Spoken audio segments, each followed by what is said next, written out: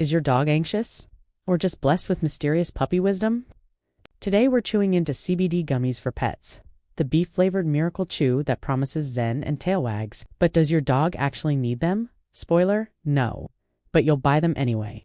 CBD, that non-high, slightly mysterious compound people swear calms nerves, heals joints, and turns pets into zen masters. Claims include reducing anxiety, easing arthritis, improving sleep, ending the war between your dog and the vacuum. But what does science say? Very few studies, most with tiny sample sizes.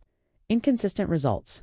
One dog sleeps, one dog eats drywall. And most pet CBD products, unregulated, often contain little CBD at all. So why are these things flying off shelves faster than bacon bits at brunch? Guilt marketing. Don't you want your dog to feel better? Fluffy influencers with crystals, giving us major fear of missing out vibes. And packaging that screams, I love my dog and my chakras.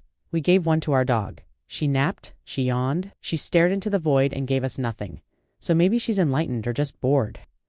So, does your dog need CBD gummies? Not really. Will you buy them anyway? Absolutely. Just make sure it's safe, vet approved, and not part of a TikTok ritual.